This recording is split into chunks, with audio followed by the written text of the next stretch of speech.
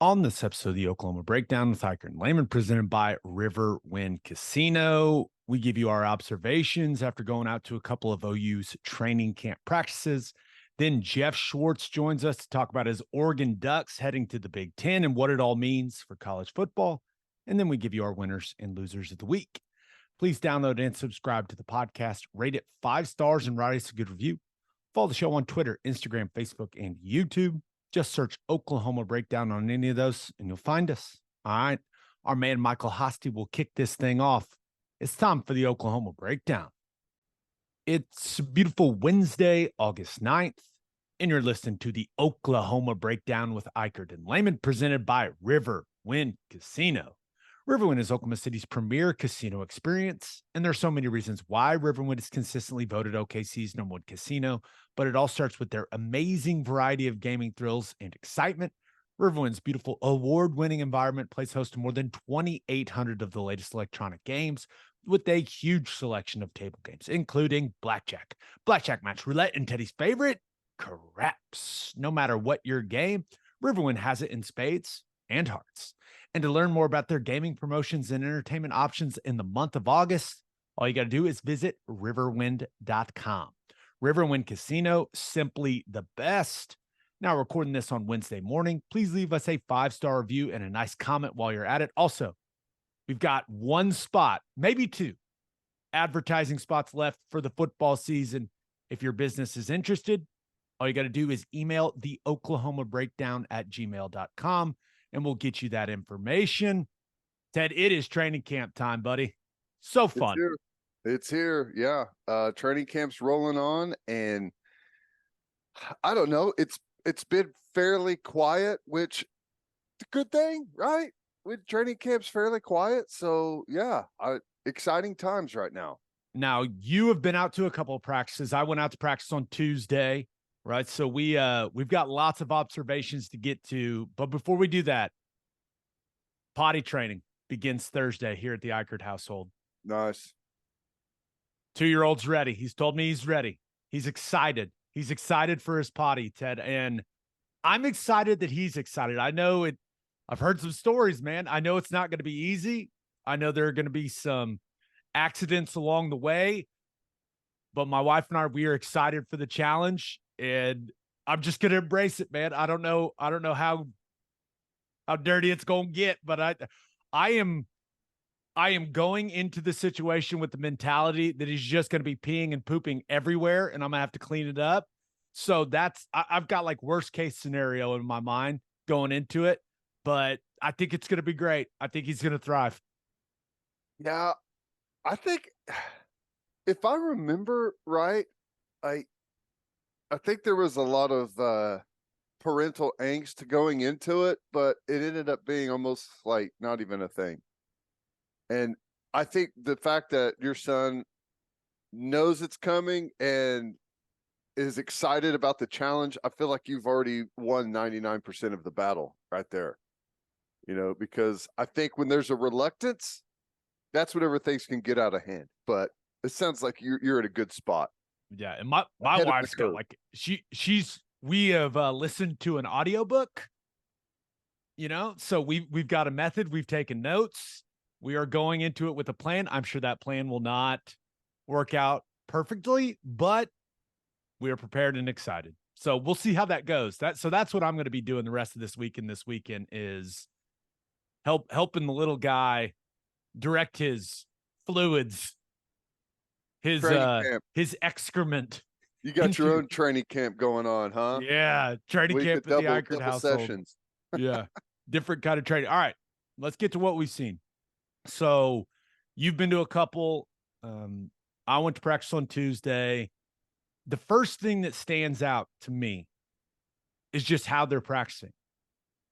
And I'm not trying to make it sound like it's not physical. And one of the weird things, there are a bunch of the guys, the majority of the guys are wearing the Guardian caps. There's just like no sound because the helmets aren't hitting pads. Like it's quiet. Now you still have got coaches yelling, and I'm over there standing with Biedenbow. I mean, that guy is never quiet, but the lack of pads popping because those things are on the helmet, it's just so strange. It's hard to get used to. Yeah,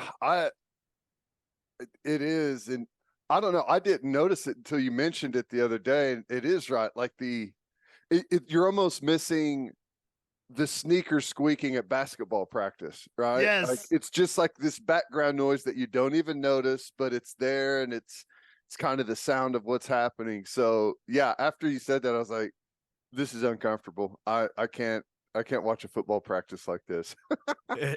People may think, like, because you and I are at the same practice, right, on Tuesday. People may think that, we stand and talk and observe together. No, we're still, I go with the offense, you go with the defense, we go our separate ways. And that made me laugh when I was thinking about it.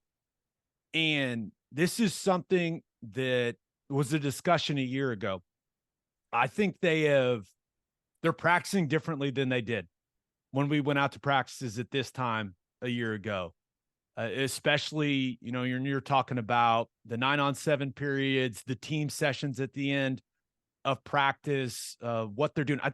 I think Tuesday is the first time I've ever gone to a training camp practice where guys are wearing helmets and shoulder pads, where they don't do O-line, D-line one-on-ones.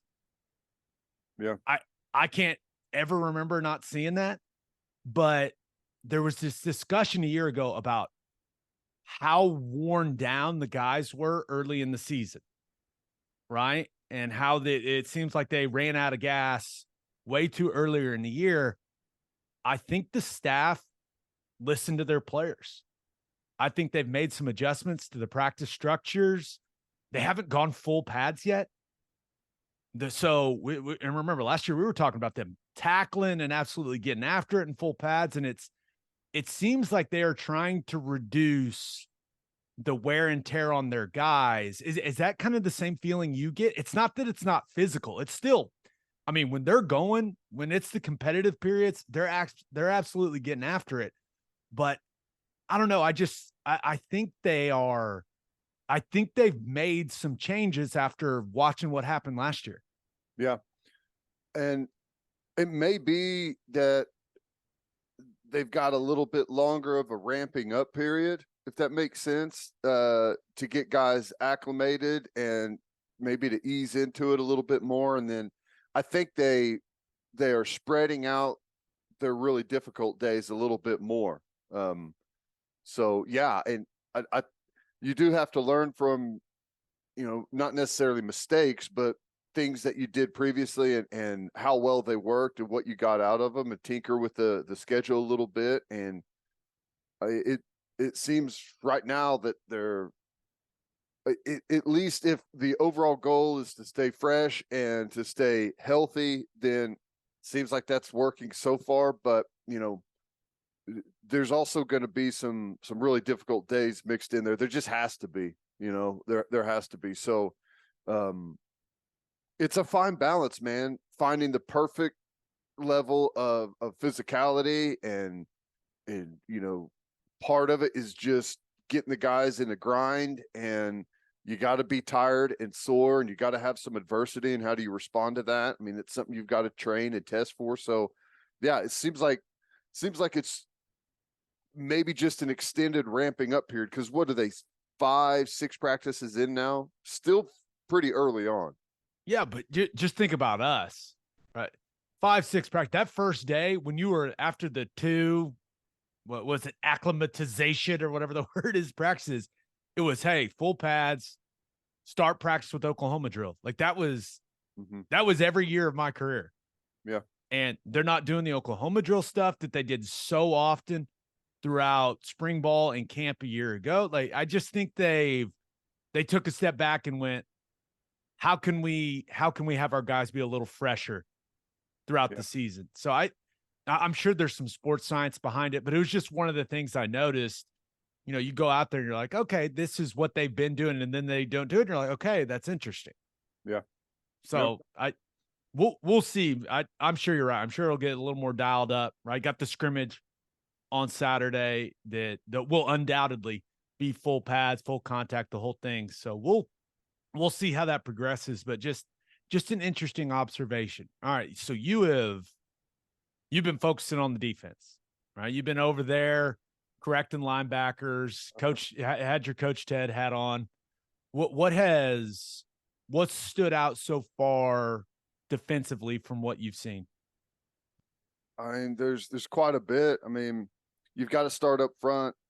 The interior defensive line, they look bigger, they look stronger, they look more physical. There's some different bodies in there than there was a year ago. You got the transfer and the Terry kid from Tennessee, and he looks really good. And they've moved Laulu inside from that defensive end spot. And you got to remember, he had spring ball, and then they're a handful of, like, he's still only probably like 20 practices in tops at playing in the interior. So he's still, trying to get acclimated to that. But I think he's done really well. The D-line, to me, has a chance as long as, guys keep progressing and health doesn't become an issue. I feel like that area could be a pretty big upgrade from a year ago. Yeah. And no offense to, Jeffrey Johnson or anything like that, but there's no doubt there's been a talent upgrade on the interior. And I thought it was interesting that, when the ones went against the ones, Laulu was in that first group of interior guys, right? Him and Dejon Terry. And it seems like Laulu is really starting to adjust to life in the muck, man. Right? He's starting to adjust to life in the interior. I thought I was paying a lot of attention to his pad level, right? And individual drills when they were hitting bags, then what he was doing in the 9-on-7 periods. I'm impressed with how he's carrying that weight. I think by the time we kick this thing off, he's going to be 300 pounds. And I liked what I saw from his pad level. That's going to be a key piece for him, right? Being able to, as tall as he is, to play with the lower pads, he looked like he's still, even with the weight gain, like he still bends well. He still has that athleticism you're looking for. He's going to be a very important player for them. It's clear. Like we knew that when Brent sent him to Big 12 Media Day, right? That was an absolute, just set the sirens off and let you know. But the fact that he was in that first group when I was out there, that is, I think that says a lot. And I think it says a lot about how the staff feels about him. Yeah. No, they've got some stuff where, they're working some penetration and twist games and stuff up front. And I'll just tell you right now, when he's going into a gap and penetrating, when they're running a twist, he's got some push now.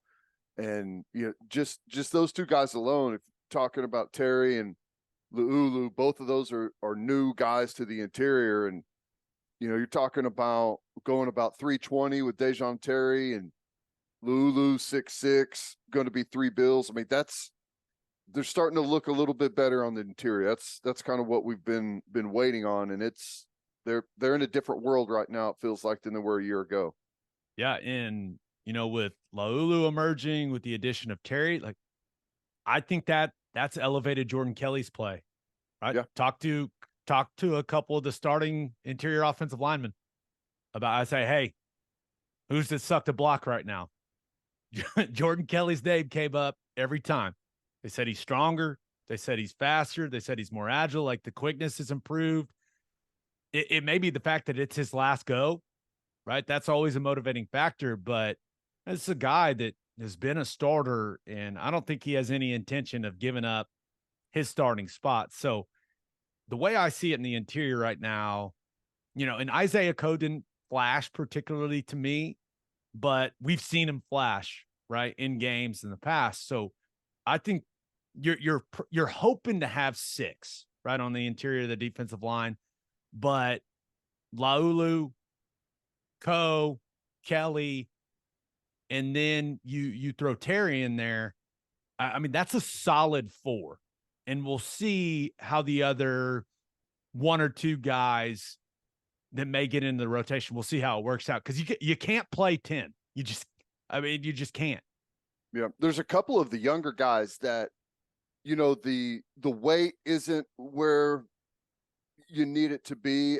That they're eventually going to get there, but some of the young guys are playing really good football. and they really Sanders continues to flash just a little light. Halton, kind of a similar conversation. You just have to got to have a little more sand in the pants, you just, but I think their rotation is in a good spot, I think. Yeah. So one of the things that stood out to me is sticking on the defense. I don't know about you, man, but Ethan Downs looks noticeably thinner to me. Yeah. I mean, I'd say from a year ago, like during the season, like I'd say he's like 20 pounds lighter. And I'm not entirely sure why. I got to assume he didn't feel great at that heavier weight and didn't feel like he could move the way that he wanted to. But yeah, that was just something I went out there. It's like, man, 40. Because I was under the impression that he may even go the other way, like get even bigger, maybe play some passing situation 3 technique or something like that, that maybe that was his future. But no, he's noticeably leaner than a year ago. Yeah.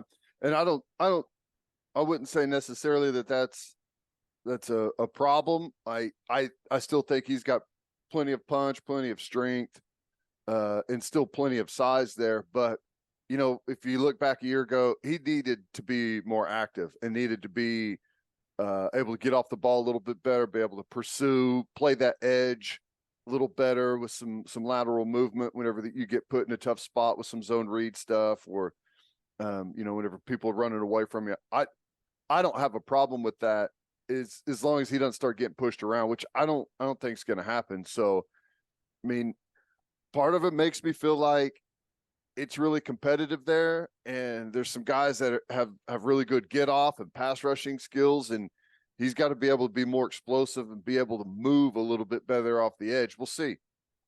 Yeah. I think Reggie Grimes still, looks the part, but this is kind of where I'm at with Reggie. It's like, hey, you got to go produce, right? You got to go make plays, right? We all know he's a great guy. We all know that he's got the size, the weight, the length that you want. Sometimes you get to the point like, hey, man, you got to show me, you got to go do it. So it looks good out there, moving well. Still not a twitchy guy, right? But we'll just see where he's at. Our Mason Thomas, I continue, even though he was in a boot, one practicing, he's a guy you just look at the physical development as compared to a year ago, and it's impressive. And, talk to some people at practice that think that he potentially could be their most impactful player on the edge this season, right? Unless PJ just completely takes off the way that the staff thinks he's going to. But when you talk about explosiveness, twitch as a pass rusher, being able to hold the point better at the point of, at the point of attack in the run game, like they think he's going to make a big jump this year. So it's unfortunate that, you get rolled up a little bit and you got to miss some time. Yeah. The thing I'm worried about with him is, like, I don't have any doubt that he's their best pass rusher when they're in one-on-ones. All right. You're in a controlled environment. You're in a controlled drill. It's easy to get off the rock.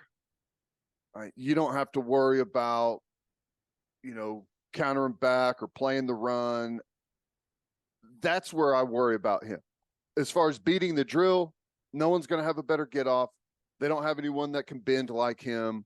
He's got really good tools. He's got long arms. He bends at the hips well. He's going to win that drill, but it's not a drill out there on the field. And he's young, and that experience is going to come. Can we get it consistently? All right. Can we get the consistent play? Can you afford to have him out there in all those other situations, waiting on that 3rd and 8 where you can kind of cut him loose on a pass rush? That's the only thing I'm worried about with him. But overall, I think the edge spot still looks the same. Deep, you got a group of guys that have multiple different, weapons and styles.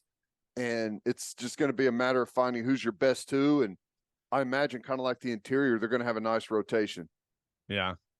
Our guy Bothroyd still looks good. Yeah. No, he doesn't look as good as a lot of the other guys in the group, but the production and play continues to be there. And I think he's their best player on the defensive line. Right? Yep. We've been saying it since the spring. The guy can play football.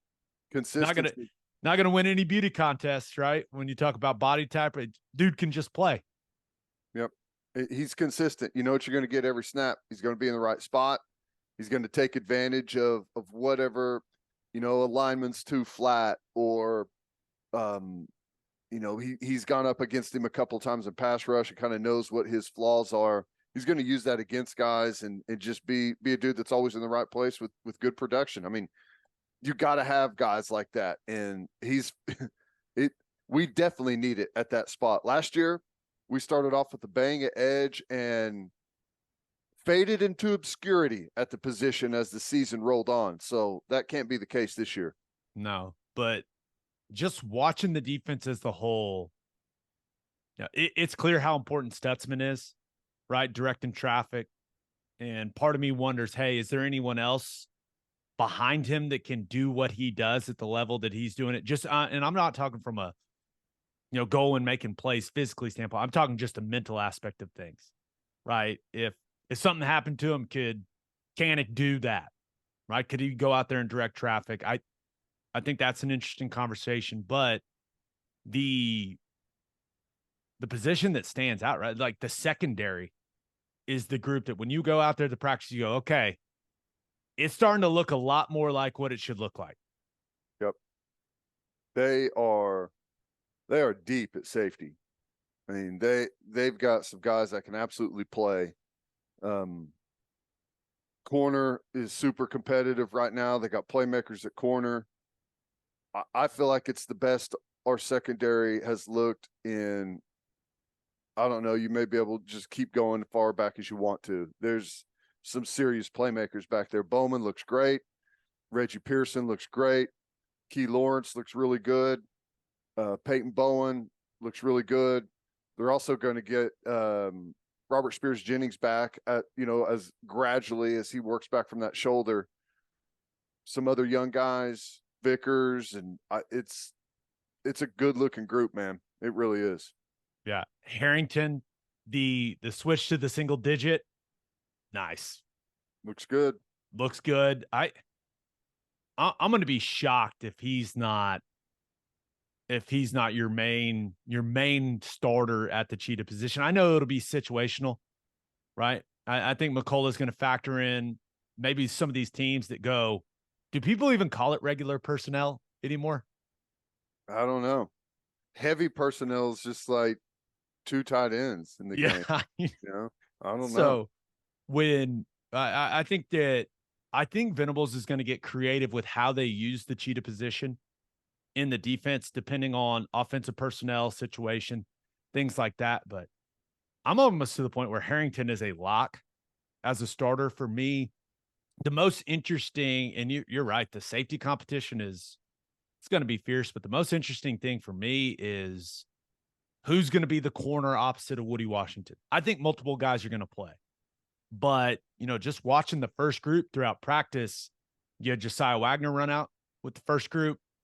I think that you're going to see a lot of Kendall Dolby continues to run out there with the first group. He's kind of the guy that no one's really talking about, right? I'll be honest, I was like 15. Who's that again? It's because we haven't seen him be a main factor, right, when it comes to playing actual downs on Saturday. But Gentry Williams is going to be a guy I think's in the mix. I think that corner opposite of Woody Washington that's one of the most intriguing position battles on the team. Yeah, and it's one of those that it's a position battle that I have no concern over. Right. Wagner looks fantastic. Whoever wins it, I feel really good about, and they're going to get good rotation. They've got some bodies there. One last thing on Harrington. I've been saying this, and I continue to feel this way. The cheetah position with Justin Harrington from last year to this year, that is the single biggest improvement at any position on the entire football field, offense and defense. from last year to this year with what you get at Justin Harrington. And I still think that he's going to have an incredible year, all conference top of year. I'm looking from Justin Harrington. He's like athletically, he's 6'3", 215 plus pounds, runs like a gazelle. He'll strike you in, whenever he gets in the box, plays in the box. He's a good blitzer. He knows the defense well, and he's still improving there. He's going to have a really good year. Yeah, and I talked to a couple of members of the strength staff. They said he's been way more vocal throughout the offseason, right? Trying to embrace the leadership role, like knows the type of leader he has to play, playing that position within the defense. So it's all positive for Harrington right now. But I know there's some people saying it's been positive for a while on that guy. You got to go make plays on Saturdays. So it seems like he's going to make plenty of them. So, okay, switching to the offense. Anything from the quarterbacks that really stands out to you with what you've seen?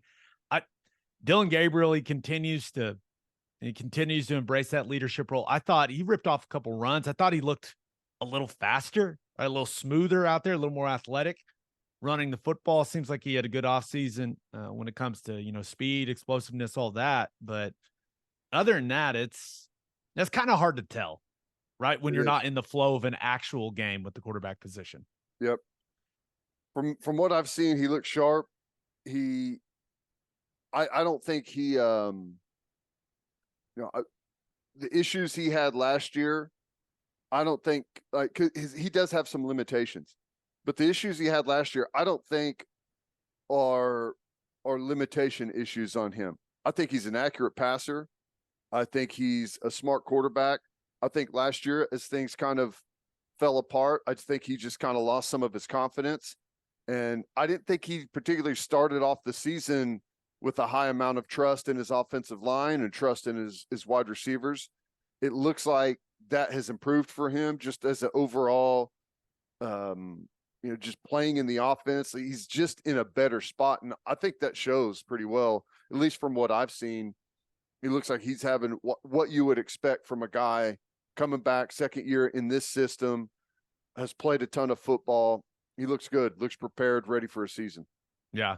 And Jackson Arnold continues to improve, right?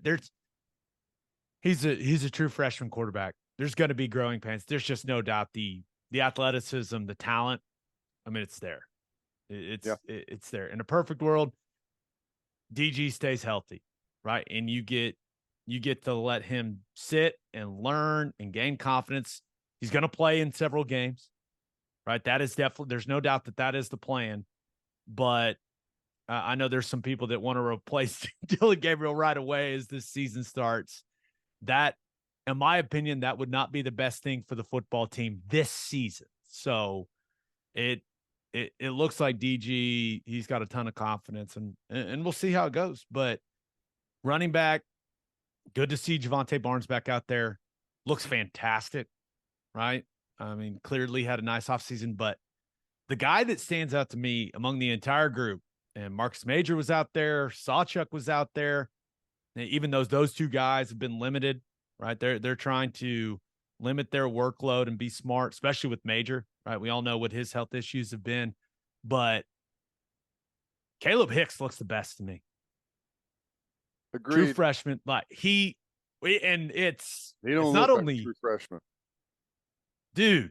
He's put together, man. He's the best looking back they have, right? Barnes looks great. Hicks looks better to me. Yep. Right, and I don't know, and I'm willing to give a little bit to Barnes working back from the foot deal, like just on having some of that explosiveness, but it's like if you were to line everyone up and say who's the true freshman out there or who wins the looks good in a uniform battle, it's zero. The hamstrings, the glutes, that I'm just gonna be real, that's what you want. That's what you're looking for at the running back position. And I think that staff's gonna have some tough decisions to make. Right now, you can't put a true freshman on the field if he doesn't know what he's doing. but it seems like they're really pleased with where Hicks is at mentally. And do you start giving that guy carries, or do you give Marcus Major carries? That's where that's going to be an interesting conversation the staff's going to have. Whose upside is greater, Sawchuk or Hicks? That's where I'm very interested to see how those carries get divided up early in the season. Well, I know I've just had a very limited view, and I fully trust DeMarco Murray to make the right decision, but I would start with the mindset of someone's got to show me the reason I don't give 0 every single carry. That's the spot I'm starting at right now. Yeah. I would assume pass protection is the easiest answer. Like, hey, how well does he understand pass protection within the system? But yeah, he's the best looking back they've got.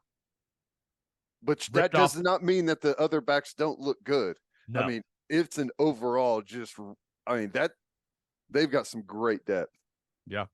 Good problem to have. Wide receiver, probably the biggest question mark on the offense. Like, who's going to play?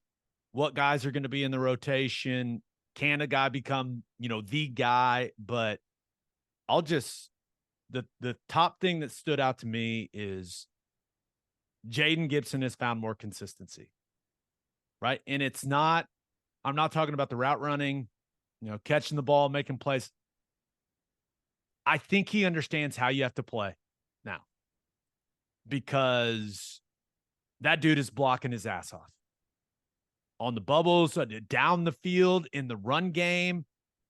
Whatever Emmett Jones has been preaching to him when it comes to the way you have to play, he's gotten through to him. And that was the number one thing that stood out to me about the wide receiver group is I was like, damn, Gibson is getting after it as a blocker. And I think that's a tremendous sign. Like, if you take care of that stuff, the touches, they'll come. Right. But I just think, I think it's clicked. Or at least I'm hoping it's clicked with what I saw, the way that he was blocking on the edge, the effort that he was practicing with. I think Emmett Jones is pulling it out of him. Yeah, I hope so.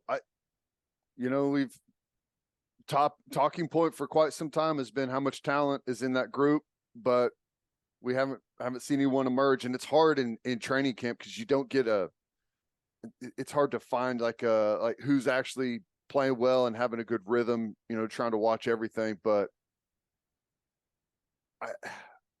I still, I know Nick Anderson has tremendous upside and maybe the most, but Jaden Gibson to me seems like the guy, just because the size that he's got. He's fast, he runs good routes, but so I'm not convinced that he doesn't have the most upside out of the group.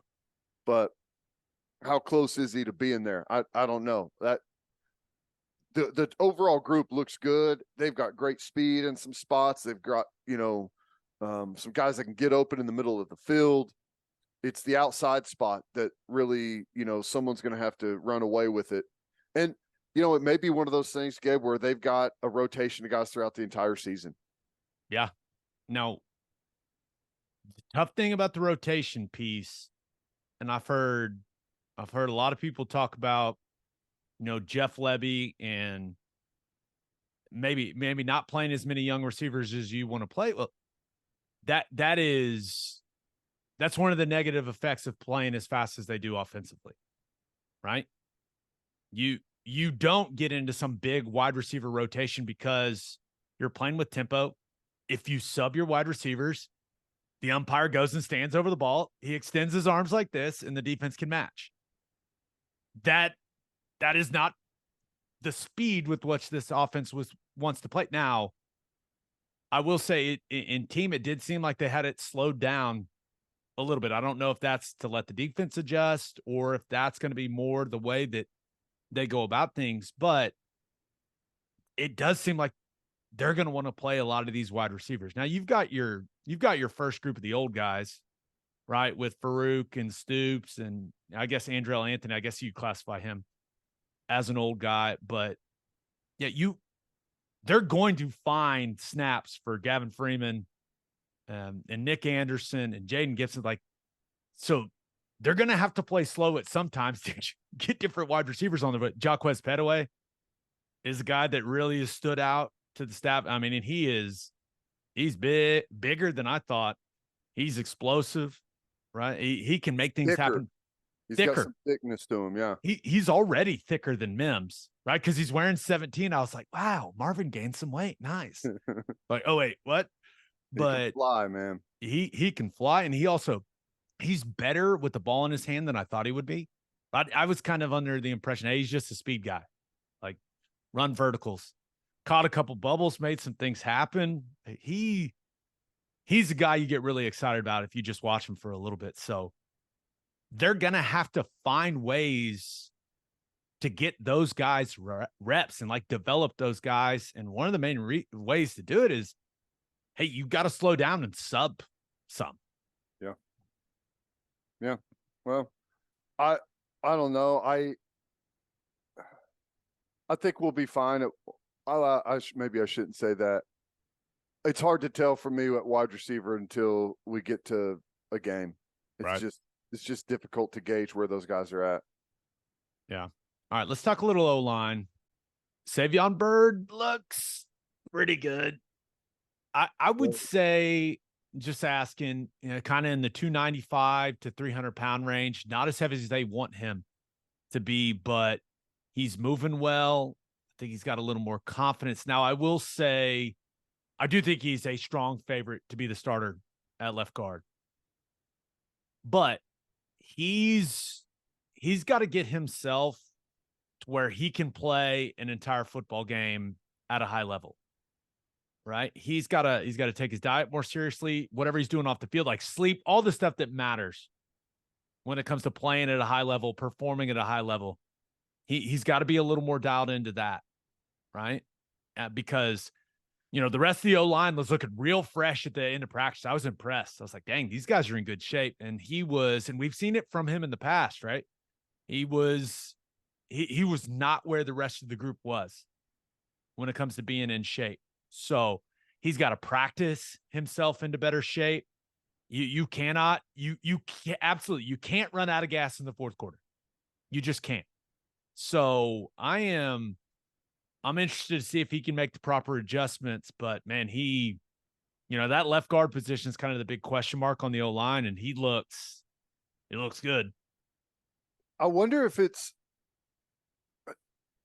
it feels like he has more snaps of like all out explosiveness, like whenever he gets into somebody, he goes hard. Yeah. And you could tell he moves people. You think that's why he ends up being more worn down? I mean, I know you have to deal with that, but right. You never want to take that out of a guy, right? Yeah. But the best O-linemen, the best players I ever played with, they know when to pick their spots. Yeah. Right. And you want guys to sprint to the ball and all that stuff, but you have to be a little realistic about some of that stuff. So yeah, maybe that's something that'll just come with more experience for him, right? Being in that first group, right? Feeling what that feels like, and just knowing that honestly, sometimes you got to conserve some energy in certain spots. When you got a guy walled, sometimes it's just to have him walled instead of like there's a time to go bury the dude, right? Right. If you're running boot. Yeah. Right? You want to sell it if you can get a clean shot on a guy that's not looking at you. No better feeling in football than that one. It's like a layup for an offensive lineman. But maybe you don't on boot sell the fake and then sprint to the ball on the other side of the field. Like you got to pick your spots a little bit. But yeah. I'm not worried about the effort that he plays with. He's got to get to a point where maybe he just has a better understanding of the times he needs to exert all that energy. Does that make sense? Yeah. Well, and there's the other part is as a backup, you never really get a full run of practice or a full run in a game. And so this might be his first time to be stacking that many reps, and hopefully that conditioning comes pretty quick. Still early in camp. He'll probably play, if he stays healthy and everything continues to go, he'll probably play more reps this camp than he's ever played, right? I would imagine. Oh, yeah, there's no doubt. And I do think there's gonna be multiple guys that play in the interior, right? I think that Caleb Schaefer is a guy that he looks way leaner than he did in the spring. Right now, he's still heavy as hell, like 340, but he's moving better. He looks leaner. He's a guy that, just talking to the strength staff, that's a weight room strong guy. Like just a big, strong dude. I think he can give you some snaps at right guard, and I think he's way more comfortable on the right side than the left side, which means you can kick Matoyer over to left to play some snaps, right? We know he's comfortable on both sides.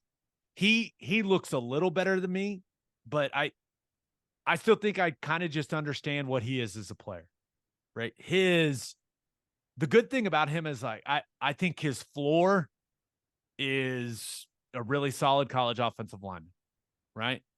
His ceiling is lower than some of the other guys, though. But you know what you're going to get, and sometimes that's extremely important, right? That consistency, right? You're always in search of consistency at each position, but offensive line, you're looking for those consistent guys. But I think it's going to be a group of those guys on the interior that can factor in. I think Jake Taylor's a guy that can play. I think his home eventually is going to be the interior of the offensive line. I really would like to see what it would look like if he started snapping a football. I'm just going to say, I'm curious because he's a little stiff at tackle, which makes me think that no, he's destined for guard. But sometimes all you need is a little control with that football in your hand, Ted. You never know what that can do to a guy.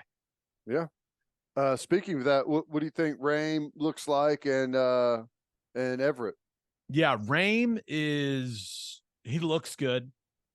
He's just one of those guys that like you feel like he's constantly battling some type of tweak here or there.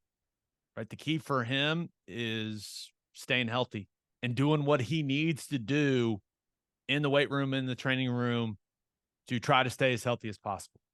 Right? Because it's been, you think like ankle, knee, shoulder, like the guy he's been through it through his career. So he got to do whatever he can to stay healthy. He's clearly the best center they've got. I like just watching Troy Everett.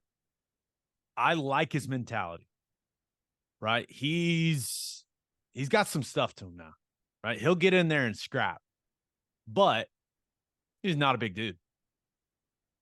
I mean, you go out there, see, like, he's just not a big guy. There was a reason he was at App State, right? And that reason is like he does not have the measurables you want your starting offensive lineman at Oklahoma to have. He needs to add lower body strength, right? And from what I understand, that was not something that was a heavy emphasis at App State, which when I was told that, I was like, what? How's that possible? But strong upper body guy, just needs to continue to work on that lower body strength and explosiveness. He's a guy that absolutely has to play with tremendous technique because of some of the measurable limitations. And it seems like, he's a guy that he's still learning the system a bit. He's still getting more comfortable in this new environment, but I feel he'll get there. Like if something happens to Raym, I feel like they feel comfortable enough to throw Everett out there. And he's a guy that I expect to, just practicing against guys at this level throughout the season, like that's going to make him better. And he's going to understand the type of leverage and technique he's going to have to play with at this level. Right. So I'm optimistic on him, but yeah, there's no doubt you walk out there and you go, yeah, 52, he's not very big. Yeah. So, but it sounds like depth and competition wise in a pretty good place. Guard, center, definitely guard. in a better place than a year ago. Yeah. right? In center, Rain needs to stay healthy. He's by far the most talented guy they got at that position. You're hoping. One of the things about Savion Byrd, he has the weight on now, right? Is he as heavy as you want him to be? No, right? He's the guy you want in the 310 area. We need you to get in better shape and gain weight. A very difficult combo. Very, very difficult to do. The thing to keep an eye on for him is maintaining the weight throughout the season has been an issue, right? And that comes down to a lot of factors, but mainly it's do you give a shit? That's what it comes down to. Like I was a guy that keeping the weight on was a job, right? And I had a schedule. Like I'm going to eat at this time every single day, right? And I took it very seriously. I was nowhere near as talented of a player as Savion Byrd. But my give a shit was way up there. So he needs to take it seriously. And it sounds like he is, because the weight's where it's in a better place. But you have to maintain that through the season, right? While you're going to class, you're going to tutors, you're doing all those things. So that's definitely something to keep an eye on. But the tackle position, they need Jacob Sexton to get back. They need him to get back. He's going to be the swing tackle. He's going to be your third tackle, right? Just after watching Jake Taylor and some of his movement limitations out there on the edge. Aaron Parks is the guy, I'm glad he's back, right? But, he's not the type of guy from a measurable standpoint and a talent standpoint that you want starting a tackle at Oklahoma, in my opinion. So Sexton getting back off that knee injury is really important. Rouse and Guyton look great. And Guyton's been dealing with a little bit, but he was full go at practice I was at. He looks great. Rouse moves better than I thought he did. I still think there's some work to be done when it comes to his mentality, when it comes to finishing blocks. That being said, I think Bill Bedenbaugh is strongly pushing that mentality on him. But just from talking to the staff, like he is as reliable as they come. Had an awesome summer, leader, vocal, highly intelligent, like just a guy that you can rely on and you know what you're getting. So the first group, you feel really good about it, right? It's, the depth behind them. Are you going to be able to get the development throughout camp? And remember, guys can get better during the season, right? That's what practice is for. But that's something we're like, okay, there's still work to be done on the depth piece of things. Yeah, that's good. He's obviously way older, but I feel like that was one of the, not necessarily complaints, but one of the critiques about Anton Harrison going into last season was, play a little angrier. You got everything else figured out. And he did that throughout the season. Like there was a noticeable difference, 5-6 games in, how he was playing compared to, just kind of easing into the season. Hopefully we get the same type of thing out of both Guyton and Rouse. Yeah. And hopefully get the same type of thing out of Caden Green, right? Yeah. I don't want to dismiss him. I think Sexton, like if a guy goes down, I think Sexton at this point would be the guy that goes in. Now you got to get him healthy, but Caden Green's one of those guys. I don't know. I just want to dial up the anger just a little bit. He seems so calm and collected. From everything I've been told, he's an awesome dude.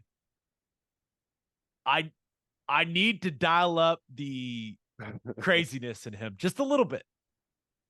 And if they can find a way to bring that out of him, and he's just a true freshman, right? But he can be a really, really good player. Yeah. And I think I still think he is ahead of where they thought he would be as a player at this point in time. But just need to dial up the anger just a smidge. And usually you can play a little more physical, a little angry. I don't even know if that's the right word, but a little more edge when you know exactly what you're doing and you have no hesitation. right? And you still, even though he was in for spring and took all the first team reps at left tackle during spring, like they threw him in the fire, like you gain confidence by going out there on Saturdays and doing it, right? I mean, that's just how it works. So, my hope is that, when he does get in games, because I think he's going to play. I'd be surprised if he didn't. I think when he gets in games, I'm interested to see how he reacts to the environment, right? If maybe that's what he needs to just crank it up a few notches. Yeah, it'd be good. And some of that comes also with finding where you kind of are in the hierarchy of a locker room and in a position group. And once you kind of understand where you are, what your role is, that's whenever maybe a little more of that aggression starts to come out. Yeah. He will have a prominent role moving forward. Good. I mean, he's going to be a big part of what they're doing in this program. But yeah, one thing, kind of the last thing when it comes to practice observations, my concerns about the tight end position have not been alleviated. I would say that's the best way to put it. It's concern. Yeah. Well, they're going to have to get creative, man. Unless all of a sudden Llewellyn and Helms get really, really healthy and start making plays, which, I mean, you got to have your doubts, right? Two guys that are just redshirt freshmen that haven't done much, or I guess, did Llewellyn play enough snaps on special teams to where I guess he's technically a sophomore? I'm not sure. But got those guys missing practice time. Stogner, love the guy. Love the leadership, love the mentality he brings to the locker room. He's just not a playmaker at tight end. It's just not like he's a guy, his plays are going to be schemed open for him, right? Game plan wise. And then he's going to have to make competitive catches because he just watch him out there. He doesn't have great speed, right? He just doesn't. He's not going to run away from anyone. So I think Levy may have to get a little creative with some personnel groupings, the way they do some things to make just to make defenses think a little more. I don't know. Am I being too dramatic? Not on the depth at tight end. You're not being too dramatic. It may have even been sugarcoating it a bit. Yeah, it's not good. We don't have anyone outside of Stogner. I think I'm a little higher on Stogner. I don't know that I necessarily need him to be a playmaker. I think to be a player that makes good competitive catches, that we usually in the play action stuff, be able to get you in some stuff. And I think you said it right, like scheme him to some things where maybe he's running away from leverage on some guys and force coverage with a safety and a backer. Like, he's never been really a run away from you guy. He's been a low post guy that you just throw it away from leverage and he's going to make that play because he's got such tremendous size. And I also think he looks slower than what he actually is because of how big he is, because he's really big. He's like 6'6", 265. Yeah, I think, and this may be a strange comparison, but I think his ceiling at tight ends like Blake Bell. That's and that's what his future is going to be if you're talking about professional football. He's going to be a blocking tight end. Mm-hmm. He's not all of a sudden going to be a dynamic playmaker. Now watch him have 10 touchdowns and 800 yards receiving, and I will be the first one to say I'm an idiot. I was completely wrong. Well, I think he could. He's more of a traditional tight end is what he is, and you can find ways if it's if it's a priority for you, you can find ways for a guy like that to have a lot of production. It's just not going to be on seam balls. Right. I think that one of our favorite things in football, we talk about a lot, is, guys that can go make plays, right, at the tight end position. Dynamic playmakers at the tight end position. OU doesn't have that right now. So we'll see. It's gonna be something that Levy, and they feel good about the wide receiver depth, right? So maybe you just go with some smaller personnel groupings. Maybe that's the change up. As you spread it out even more. But nothing I saw made me think, oh yeah, no. Yeah, let's get into 12 personnel. Here we go. Just you don't see that when you go out there and watch. No, it's gonna be like, that's, to me, is one of the more interesting things. Like, I know it's the better talk perhaps is who's going to catch the most deep balls at wide receiver. Or are we going to have 1,000-yard rusher in the backfield with as many guys as we have? Like, people are probably more interested in that. But the direction of the offense, like personnel grouping wise, is something that's going to be really fascinating to see how Levy kind of massages that situation to find what they're going to be best at. Because no matter what way you cut it, it's going to look different than it did a year ago with what Braden Willis brought. Yeah. I don't think there's any doubt about that. All right. One last thing we want to cover, and it's call your shot. We asked you guys how what was your reaction to OU being ranked number 19 in the preseason coaches poll? This first answer comes from @SoonerBread27, who said, I love the end result when we were ranked 19 in the preseason with the second-year lefty quarterback. Yeah. Yep. Been Good a lot way of of looking at it. A lot of people have been talking about that. Yeah, I think it's who knows what the right formula is for a preseason ranking, but I don't think we earned any higher of a ranking than that with what we had last year. And I think it's a good spot to where a team doesn't come in thinking that they're more than what they are, which I hope that wouldn't be a problem after going 6 and 7. But I think it's a good place you want to be ramping up as the season goes on, right? I think it's easier to see that and get some confidence and get rolling and make the climb than it is to try to maintain. So I like it.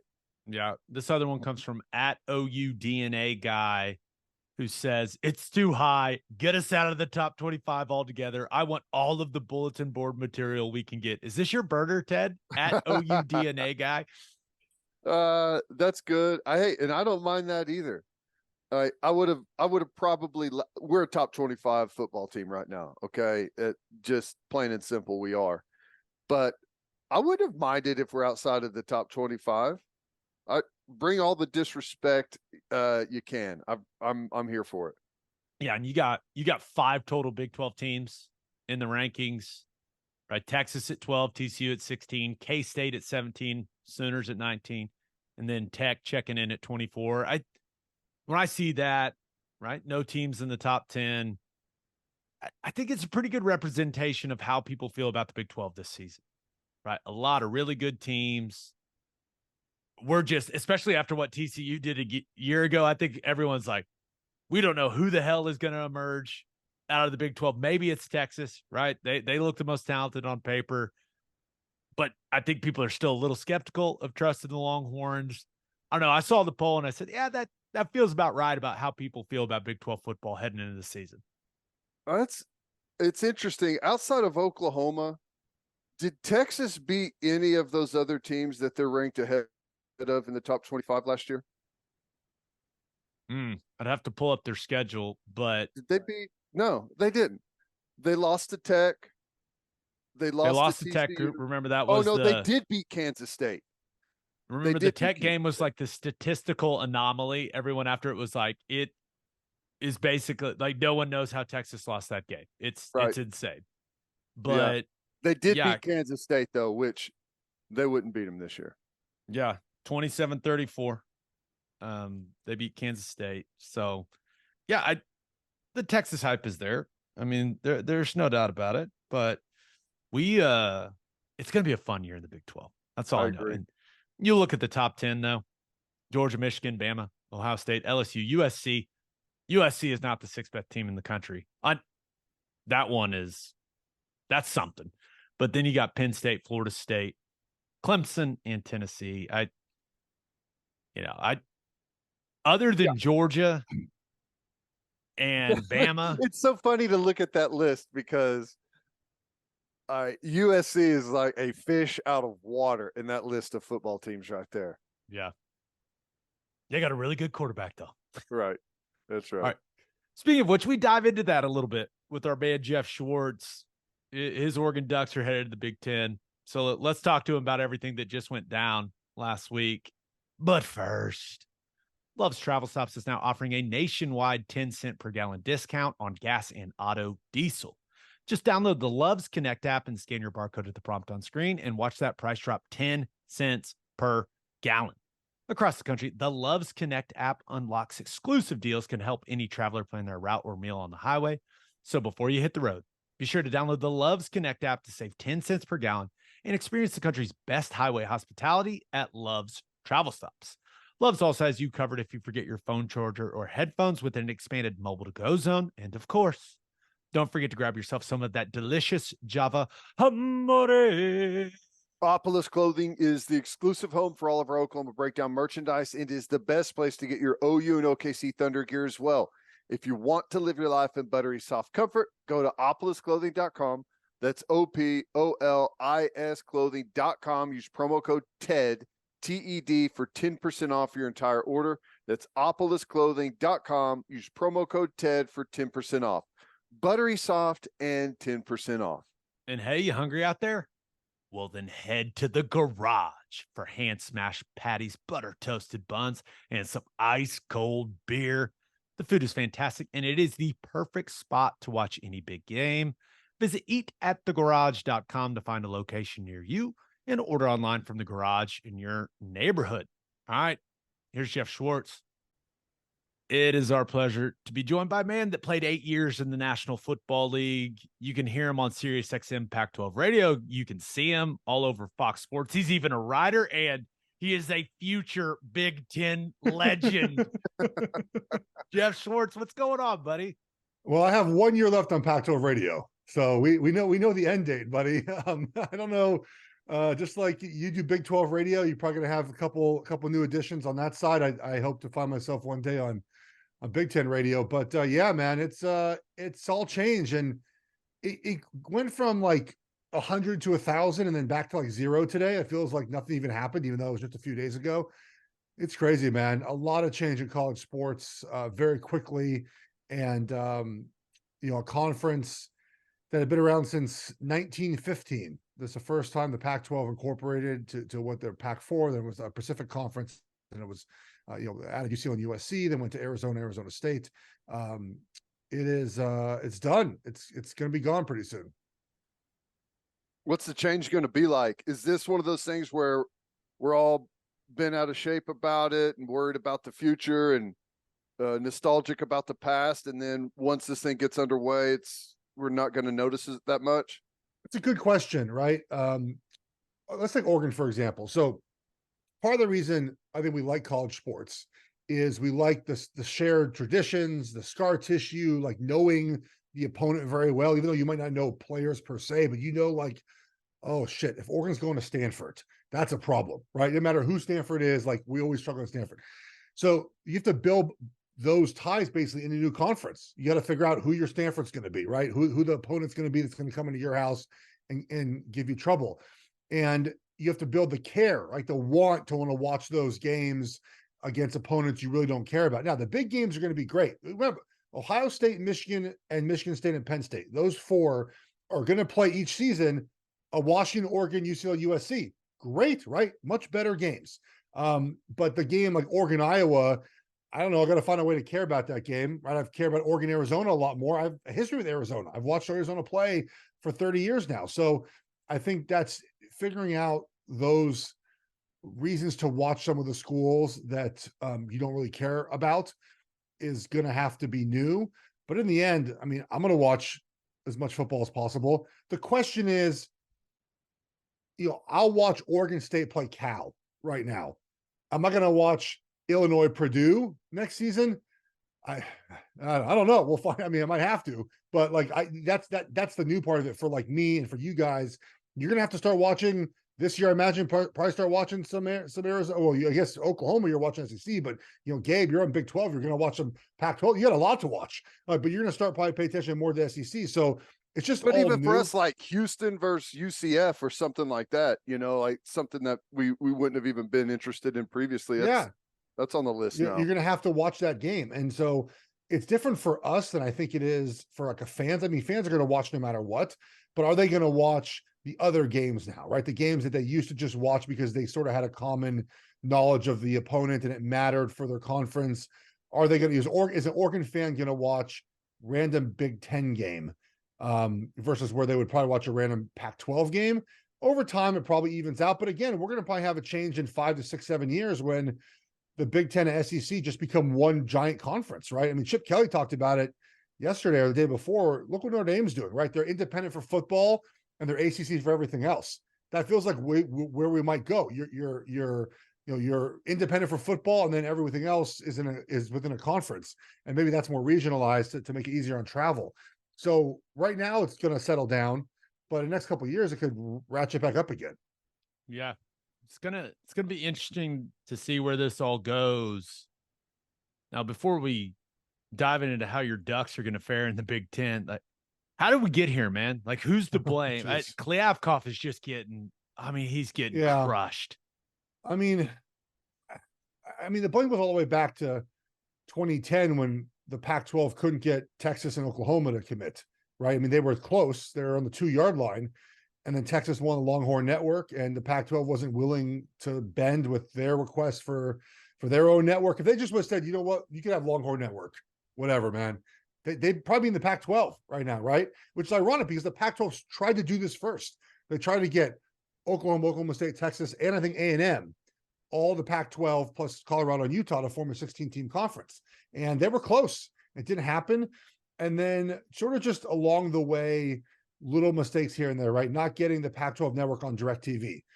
ESPN wanted to buy the Pac-12 network, not buy, but help with distribution and kind of take over production. They said no. I mean, there's little things along the way like that where, if they had done little things, they would have probably saved themselves. And I think USC at times wasn't an honest partner in the relationship. We know that George Kliavkoff tried to expand the last couple of years with Big 12 teams, and USC said no, while I think talking to the Big 10. So, they've always sort of wanted out in this.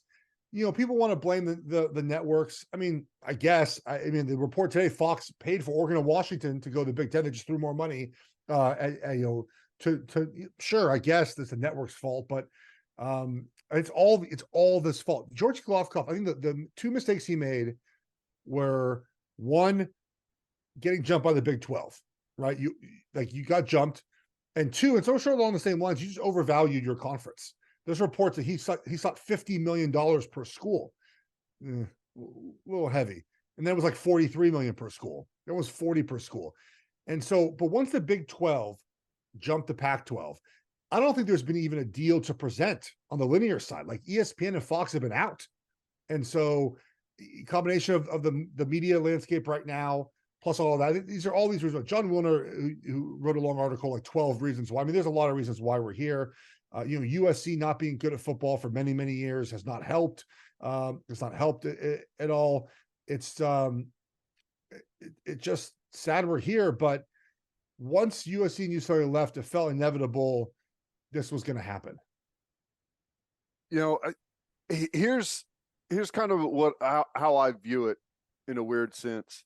Because right now we've got the realignment, but you've kind of got the Big Ten. Big Ten is expanding. The SEC is expanding.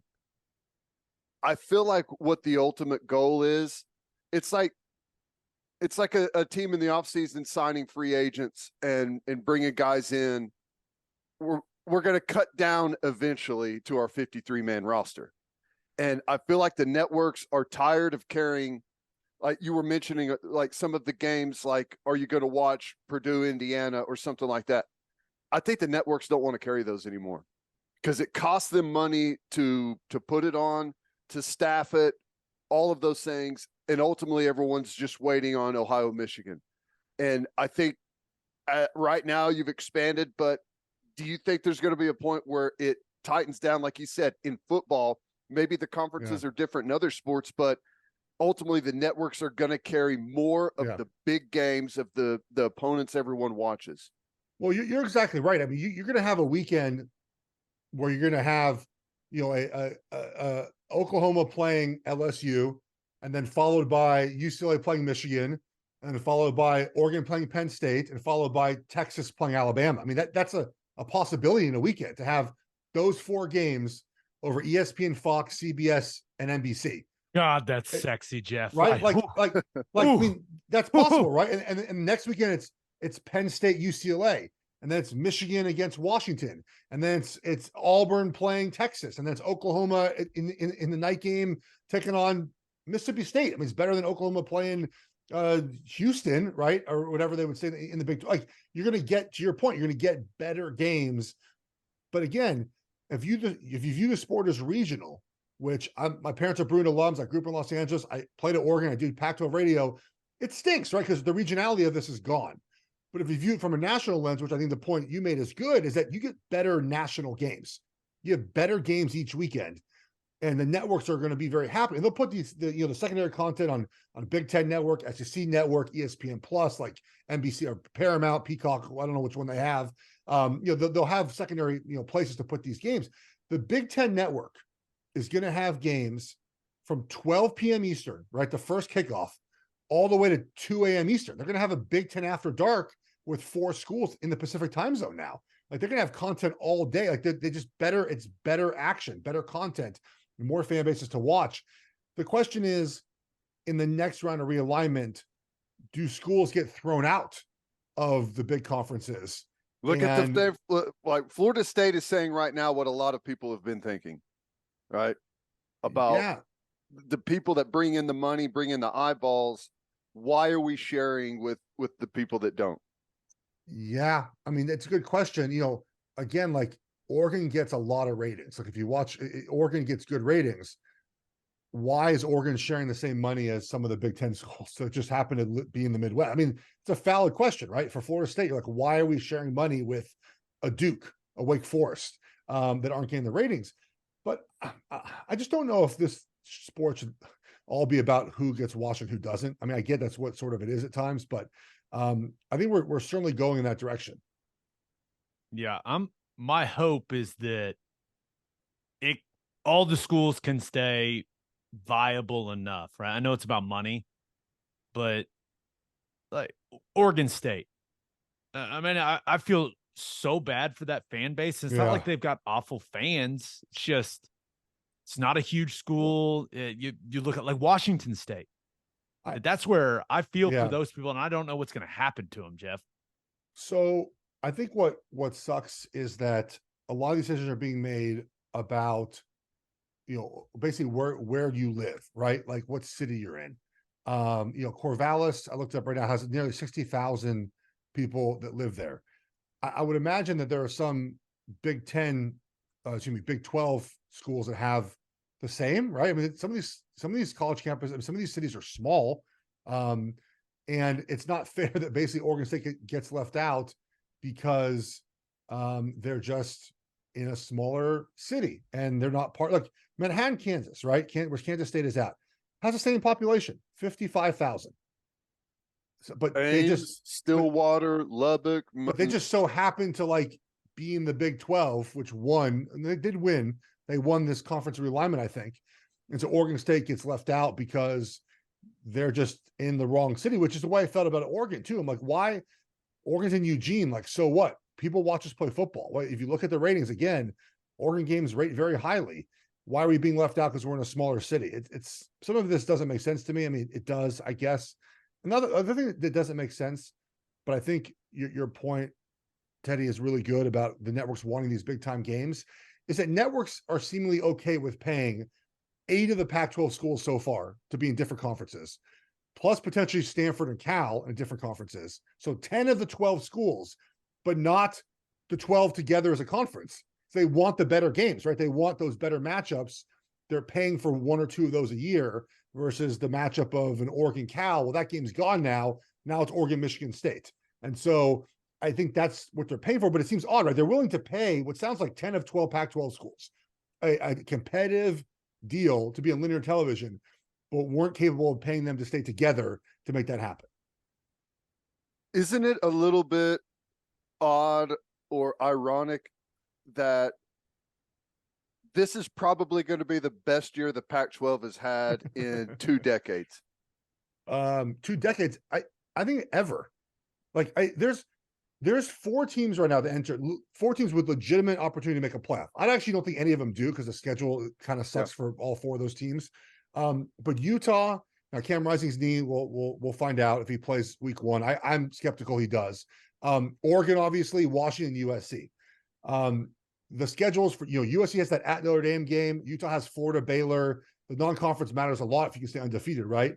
But those 4 teams all play each other in a 5-week stretch. They're all round robin. Starts with Oregon, Washington, October 14th. I think ends November 11th with USC at Oregon and Washington playing Utah. Like they all play each other. So it's not gonna be a playoff team. But again, we've never had a situation where 4 teams feel that way. And then Oregon State, you mentioned the Beavers, their schedule sets up to be like 9-1 or 8-2 to finish the season with Washington and Oregon. And then so there's like, they can end up with, spoiling both those schools' chances at a playoff. And we have, 5, 6, 7 quarterbacks that are going to the NFL, some guys higher than other guys. But again, we have a couple pass rushers that are first round talents. We got wide receivers that are first round talents. We got a lot of talent and a lot of quarterbacks. And unfortunately, we're talking about where teams are playing next season. And it's just very Pac-12, right? That you end up having a situation where presumably your Pac-12 championship game is going to be between 2 teams who will not be in your conference next season. Which, I mean, I guess the Big 12 in theory could have that too with Oklahoma and Texas, right? Meaning in that game. But it's where we are in the sport. And the Pac-12, they got outmaneuvered and they weren't ready to make it happen. The Big 12, look, stability is important to presidents, right, man? They want, especially out West, they're conservative presidents, man. They want stability. They want known. They want to be able to tell their alumni, like, we're set, we're here, we're ready to go. The instability, the maybe Apple's 23 million, maybe it's 31, maybe it's 40. Presidents aren't going for that. Yeah. No, I think the uncertainty of what that Apple deal looked like it clearly did not sit well with the leadership at Oregon and Washington. No. Now, as you can imagine, Geoff, there are quite a few people that listen to this podcast that have been paying close attention to USC. Yeah. You're covering them all the time now for Pac-12 radio. What have you thought of USC under Lincoln Riley so far? I mean, I think what I expected, really good on offense and can't tackle a soul on defense. The thing that has been quite actually surprising to me is how poorly USC's been recruiting just in general for the standards of USC, right? So, USC fans will push back. Oh, we had a higher blah, blah, blah last year. Lincoln Riley just brought over 3 guys from Oklahoma that he had already, right? The 3 top guys, basically. But he can't recruit offensive defensive linemen. You need those guys to win. You need 4- and 5-star offensive linemen to win a championship. You can't win a championship building a defense through a portal. You just can't. And USC fans are, we got Bear Alexander. If you're leaving Georgia, it's probably a reason why you're leaving Georgia, right? Like, I don't know. I would stay if I was a good defender at Georgia. So they have a 1 deep. That's it. A 1 deep on defense. And Alex Grinch, I just don't get it, man. Like, he still continues to call it defense like he's at Washington State. It makes no sense to me. But Caleb Williams is incredible. They're going to win 10 games again, but they're not good enough on defense, I think, to have any chance to win a national championship anytime soon. You have to, if you look at the best teams across the country, they are building up front, right? With 4- and 5-star offensive defensive linemen. You have to have those guys. When you go portaling, by the way, which is fine. You add a couple pieces here. Oregon added a 5-star DN. Great. 1 defensive end, right? Because if you bring a bunch of transfers in and you focus on those guys getting reps, you don't even build your young depth behind those guys, right? Because you're so focused on getting those guys integrated. And so you have to build with the high school recruiting, and then also supplement with portal. You can't have your starting defense, your impact defenders all be in the portal. What happens one year when the portal's a little dry, right? Or the NCAA cracks down on the transfer limits, or NIL money dries up a little bit. Then what? Then you're stuck with a bunch of guys that aren't ready to play football. You haven't trained up and aren't good enough. The blue chip ratio, it matters. It's been proven to matter. You have to have a certain number of players to be good. I'm pulling up right now. I think I tweeted the other day. USC fans were not happy with me, but Oregon's gone like 20 since Dan Lanning's been there, including 2022, like over 20 4- and 5-star offensive defensive linemen. USC's gotten like 7. Like it matters, man. You need those big bodies to win football games, and so Riley is an incredible offensive coach. Like he's an amazing offensive coach. So I have it right here. Oregon's got in the last since 2022, in the first year of Riley and Lanning, including the class so far this year, Oregon has 17 4- and 5-star offensive linemen, and USC has 5. Offensive defensive linemen, both lines, 17-5. Like you can't supplement with the portal each year. You have to bring those guys in recruiting. Look, again, Riley's an incredible offensive coach. He's a soft spot for Alex Grinch. I don't get it. And I don't know if their defense will be much better this year. They have better. Mason Cobb is good, but guess what? They brought in 2 All-American linebackers, freshman All-American linebackers last year, right? Shane Lee and Gentry. And how'd that work for them? They had the leading sack getter in all college football last season in Tui Tuipulotu, 2nd-round draft pick. They had a safety draft in the 3rd round. We act like USC had no talent last season on defense. So I don't know, man. I don't buy the defensive resurrection. They play Washington, Oregon this season, and go to Notre Dame, who will be much better this year. So they're going to win 10, 11 games because of their offense, but they're not going to be able to compete for a championship unless they fix their defense. Yeah, I think that they most likely will have a better team than they had last year with a worse record because of how much more difficult their schedule is. You think Lincoln Riley, it's almost like he has a marketing problem, like a perception problem. I know that they focus a ton of resources and attention on recruiting those players, but the overwhelming national narrative is Lincoln Riley's great coach on offense. He's going to bring in some transfer guys, but his teams don't play defense. And he recognizes that. It's not like he's dumb and doesn't want to get better on defense, but I don't know that in recruiting he's ever going to be able to overcome that prevailing thought out there that they don't worry about defense. Recruits hear that stuff nationally. Yeah, they do. I'm trying to pull up right now. I think that a lot of the issues with defense are about practice habits and what you focus on at practice, right? You can't just say, I want to tackle better. You got to practice tackling. Like you actually have to. I was watching an Oregon video yesterday or today. It's a hype video. I get it. The team puts it out, but they're actually tackling in practice. They sucked on defense last year. They couldn't tackle. Guess what they're doing? They're taking each other to the ground. Someone might get hurt. It happens, right? But they're physically practicing taking people to the ground. And that matters to me. It still matters to hit people in practice. And I've not watched a USC practice video, but guys, I don't think they're live tackling in practice, right? In the spring. I can tell you this, Geoff. We went to quite a few towards the end of the tenure there, obviously, and there were 9-on-7 wasn't much of a thing.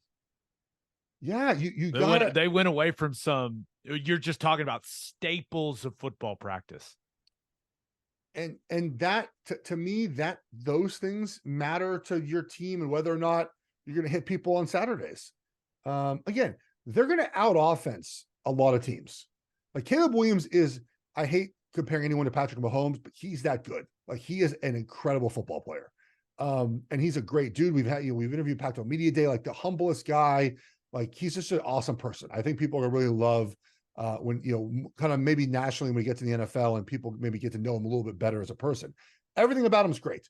I love Caleb, but like they got to hit people in practice. I get it. You know, in this spring, Lincoln Riley canceled a spring practice because they didn't have enough healthy players, but not because they didn't have enough healthy offensive defensive linemen. They didn't have healthy wide receivers and like running backs. Now they made the practice up. I think they did make it up later, but like, you know, anyone else canceling a practice because of injuries in spring ball? You can't just like suck it up and get after it. I mean, right? Like, I remember one time in the NFL, we had a bunch of offensive linemen down with Kansas City, and I had played an entire preseason game, every rep of the preseason game, and I had to do every rep in practice the next day. Andy Reid was like, "Sorry, buddy, we're not changing anything for you. Like, we're just practicing." It's like what it is. You know, let's just suck it up sometimes in practice. Like, guys are beat up, they're hurt. Like, you just have to get it in, builds character. You can't stop and not practice because a couple guys are banged up. You have 100 guys on a roster. Get a practice in. And like that mindset to me is not a championship mindset. Do Georgia and Alabama ever stop practicing because of injuries? Does Clemson ever stop practicing because of injuries? No. And again, they made the practice up, but that's not the point of what I'm saying, right? The point is like, you got 100 guys. You have people to practice, just make it happen. Yeah. You know, there's always the, like, how do we respond to bad situations? And those are things that you have to take those as it's a little bit of an opportunity to teach your football team something in a spot like that. Nationally, who are you looking for? Who's going to be the best teams we see this year? Well, I think Georgia, obviously, it just comes down to this apathy. Like, do they care as much? And their schedule's a joke. And they do. I think one actually football thing is interesting is that they have had now 2 years of NFL defensive, like defenders, right? Like you basically bring in a brand new two deep on defense. Like how good are those guys going to be? How quickly can they play well? That's a real thing. I think that matters, but the schedule, it doesn't really matter very much. I actually think Clemson's going to be back this year. They finally decided we have to make changes on offense. They went and got Garrett Riley, obviously. Klubnik's going to be good, I think, in that system. And defensively, they're going to be really good again. I think Clemson's like a kind of a not won't sneak up on anyone, but a team that people, I think, like, Dabo's lost it a little bit. I think they're going to be back. Everyone's picking LSU. It's possible, but Jaden Daniels, he's got to just get to that next level, right? If he gets to that next level, then I think they're capable of playing for a national championship. But they have to go through, you know, Georgia, obviously, and probably an SEC championship game and beat Alabama. Like, you got a lot of things to do. Those are probably, Michigan's got to show me, like, they got to beat a playoff team to make it happen. The thing about college football, isn't it weird? Like, you're like, yeah, there's like 3 teams that can win it. That's about it. That's probably about it. But we still love the sport nonetheless. It's my biggest pet peeve about how people cover college sports is that, fans have been convinced that all that matters is a playoff berth. Winning 10 games is hard to do. Like, it's hard to do. Go 10-2 is a great season for 99% of college football programs. And yet somehow we view that as a negative, which I think is really silly. Yeah. You look at last year, Ohio State is a couple plays away from going and playing for a national championship, and Ohio State fans are like, should we start thinking about firing Ryan Day? It's just, it's a crazy sport, and that's why we love it. I, for one, am shocked that you're not buying the Texas hype. Jeff, I know how much you love the Longhorns. Why? What have they done to give me? I'm not a person that does the hype thing. Like, you got to show me first. I mean, they're not going to lose that random road game they lose every year. Now, Sark is doing, as I mentioned, what Riley was not doing. Sark is doing that. He's getting high level offensive defensive linemen. Their left tackle is incredible. He was coming to Oregon before Mario left. Calvin Banks, true freshman player every snap last year. Like, they're building in the offensive defensive lines. They're doing the right things, but they're not to be trusted until proven otherwise. And so I don't trust them quite yet to be that team. If everything works out and they play better on defense and a quarterback emerges, whether that's, Quinn Ewers plays like the Alabama game or like or Arch Manning's ready to go. They're a very talented team, but they're just not to be trusted. I think they've won 10 games one time since 2005. Like, it's like, you got to prove it to me, man. Yeah. What about Clemson? Clemson, Florida State, anything there with either of those two? Well, I'm in on Clemson. Florida State's interesting. I think we'll see with the LSU game, right? If they beat LSU, I think I'm in on them being able to compete for a championship.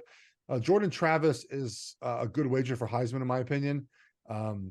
He has sort of the play style that has worked in the past to win Heisman awards. And he's going to, especially if they beat LSU, his name is going right there immediately, right away. So Florida State, I think, has but again, are you beating a Georgia team? Like, how do you have it up front to beat Georgia? Because again, we've seen many good offensive lines and running backs and quarterbacks play that Georgia team and just get smoked. And that's why LSU excites me, because LSU offensively played pretty well against Georgia in the SEC championship game last year. Defensively, they were a wreck. But if Florida State should be a 10-win team probably this year, them and Clemson. And I just know they're good enough to win a championship, though. Yeah. Geoff, you're the man. We always appreciate catching up with you. Congrats on your Ducks. Oh, I guess. Being in one of the super conferences. I guess. Whatever. At least I feel like we're saved, but I don't know. I didn't mind the Pac-12. It'll all be okay, man. Yeah, we'll be get fine. used to it. I'll get used to it. You're right. All right, buddy. See ya. Take care. I think Jeff's excited about them going to the Big Ten. I think there's some reluctant excitement going on there. It's going to be weird to kind of figure it all out. And he's right. I love the term you use, scar tissue. Just kind of knowing your conference, and as a fan, knowing what you're going to get from each team, and like how a team like typically plays, and some of the old, not necessarily, it doesn't have to be a rivalry, but the history between some of the programs and what's happened in the past. I mean, that's kind of the stuff we're losing with some of this, but you'll regain all of that wherever your new home is. Yeah, I hear you. Just things continue to evolve in college football.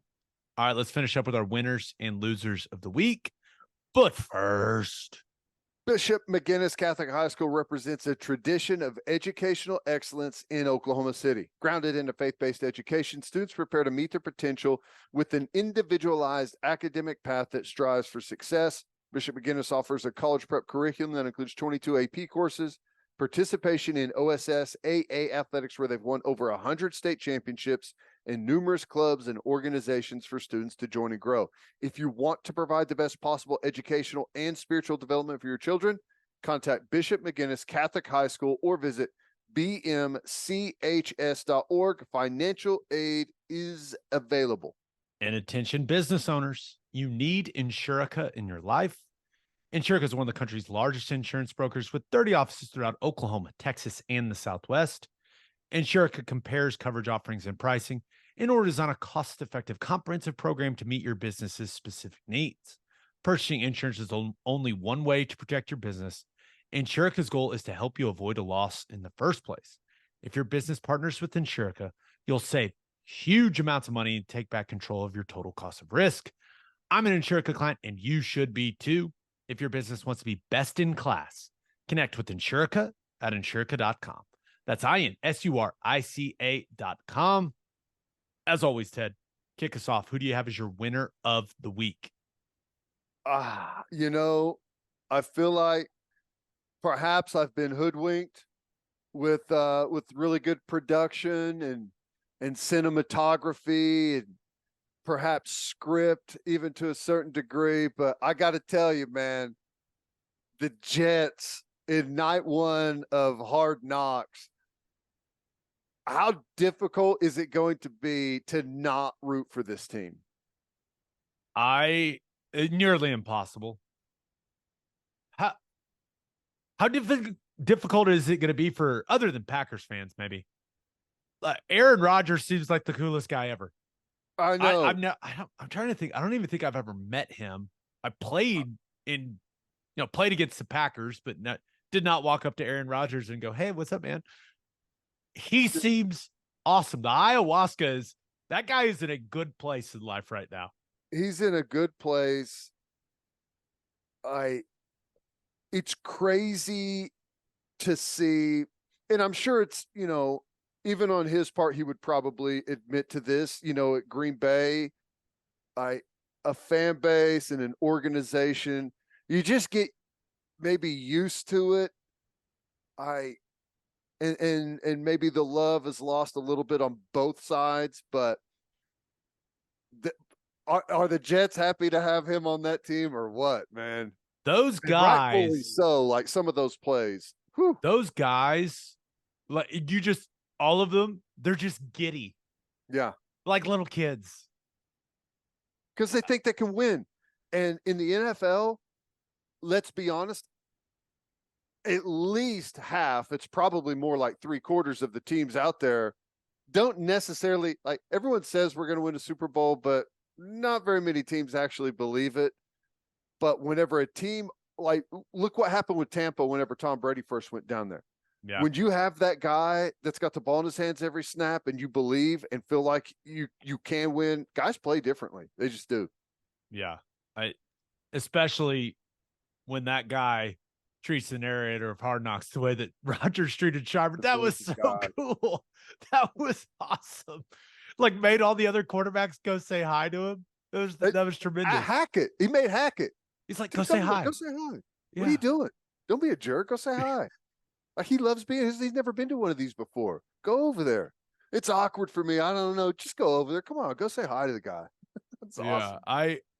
That was awesome. I think that, it's clear the effect that when you got one of the dudes at quarterback, just changes everything, man. It changes it changes the way you feel when you walk in the building. When you got a guy like that, it just and it's clear. You can see it on Robert Saleh's face. How about the defensive coordinator? They're going through the film, and he's just like, you know what? That throw, dude. That throw was insane. And all the way across the field. And he's like, hey, that's our quarterback. That's our guy. Like, he's like, there may be one guy on the planet that can make that throw, and he's ours. It's like they're all so excited about it. It's awesome. How about, like, it looks like this is going to be a life-changing experience for Zach Wilson too. Yeah. Maybe like just what he needed. How awesome is it to see a guy that is totally not threatened at all about you, like, come in and realistically want to help you and point things out, and it just, like, that's very rare, very rare. One of the things, and it's a subtle thing, but you can just tell how advanced Rodgers is mentally. Like, where they're going through stretch lines, they're doing like the little jumping jacks crossover, like soccer skip thing to start getting warm. He's going through plays. He's saying, hey, remember, right, that guy off the side. Like, I guarantee you Zach Wilson's never had anyone do that with him. It's just, it's a different level, man. It is. The rumors of Aaron Rodgers' demise, no. And, health is going to be an issue for him, though. O-line. Right? That O-line, I mean, there's some question marks. There's no doubt. Tackle position, like Becton, guys got to stay healthy. Yeah, that has been an issue. If they can keep him off the ground, they're going to be good. They're going to be real good. Number one highlight of the episode, the defensive lineman calling it a charcuterie board.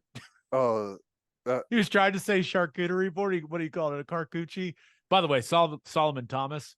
I couldn't even hear the conversation. I was just looking at that dude like, oh my God. Like, look at how this dude is built. And, Garrett Wilson and Sauce Gardner going at it every single day. High level, fun to watch. Yeah. Like I said, I totally could have fallen victim to cinematography here, right? And the voice of God, as Aaron Rodgers would say, but man, that's probably one of my favorite episodes of Hard Knocks that I've ever seen. It was fantastic. Yep. It was fantastic. And I will say, Aaron Rodgers, he doesn't seem like a guy that would get into coaching, but he looked very really natural with that headset on, huh? Did he ever? How awesome was that? Like, whenever he was standing there with Sauce Gardner and Darrelle Revis came over, and he's like, right? Just to like, how cool is that? Like, I don't know, man. That was really cool. Yeah, really well done. I'm in. HBO, you've got me. I'm in. All right, who do you have as your loser of the week? Man, I had to go with the women's team. We haven't talked about it much, but Oh, it was can I say yeah. something real quick? People that are like celebrating them losing, I don't get that, man.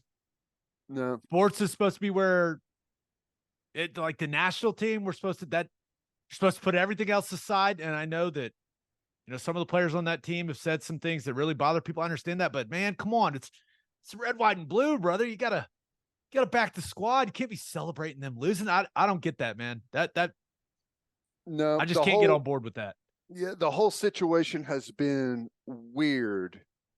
Because it's gone from, gosh, one of the things we celebrated the most is how dominant the women's national team has been, to right now a lot of apathy. And I don't know, that can happen whenever you've been dominant for a really long time, but there's some change that needs to happen within that organization, and I'm not going to pretend like I know what that necessarily is as just a casual observer of soccer. But I mean, there's several things that are true.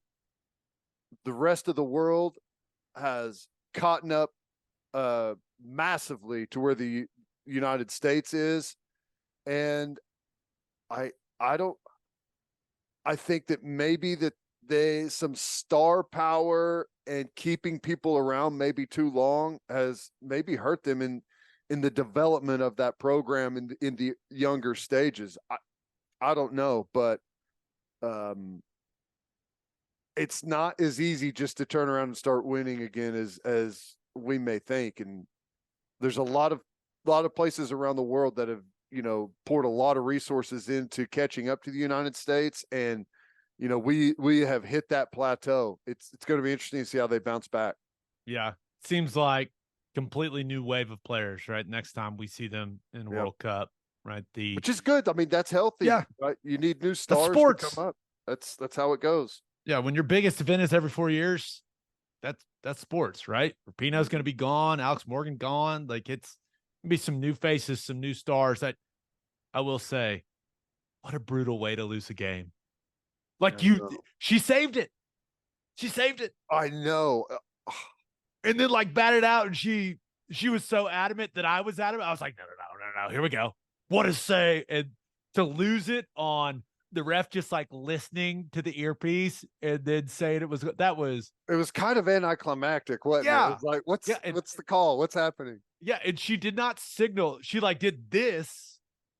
Like, it made it seem like no good, but she was saying game over. We needed a major league umpire in that situation. Hockey, when they go to the review, they like point really definitive as it's a goal. Like, you needed something, not just like, I think the game's over. the ref messed it up. She had a chance to really shine and get real animated with it. Didn't do it. Mistake. Which I thought the U.S. keeper was great, not just on that play, but she was really close on a lot of those. And like, that was kind of the frustrating thing, is like, we had, was it three, like, I think three, like, just unforced errors. Like, you just flat out missed, which is bad. Yeah. That's where this just in, you got to score goals to win games in soccer. There's your analysis. Yep. There you go. United States women's national team, not enough goals. Got to finish the opportunities, right? But gone fishing. Are you going to still watch the Women's World Cup? Yeah. I'll watch. I mean, there's really another since. Yeah. But I'll watch whenever it gets to the when we start talking about finals and stuff. I'll watch if it's on at a reasonable time. I'm just going to be honest. I'll watch. I should restate that. I'll catch the replay. Yeah. There you go. All right. Let's finish up with my winner and loser. But first, John Vance Auto Group has been serving Oklahomans for 40 years, family owned and operated. They have 9 full service dealerships in Woodward, Miami, and Guthrie. No matter what your vehicle needs are, John Vance Auto Group has you covered. They carry domestic brands such as Ford, Lincoln, Chevy, Buick, GMC, Chrysler, Dodge, Ram, Jeep, and Wagoneer.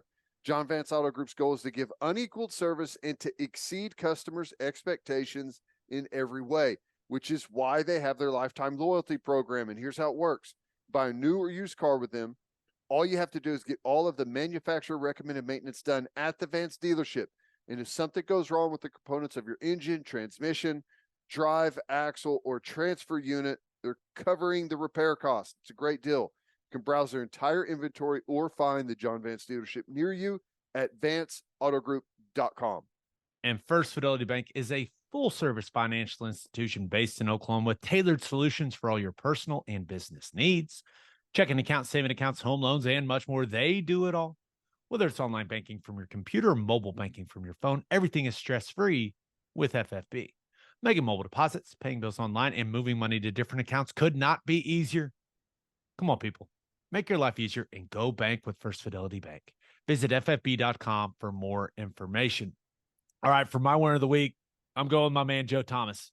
Haven't done a pod since I went to Canton for the first time and watched Joe Thomas get inducted into the Pro Football Hall of Fame. Hall of Famer number 369. Really? Yeah. Nice. Very nice. I love that. So, wanted to take this chance to kind of recap the trip. First of all, this is what the dynamic was.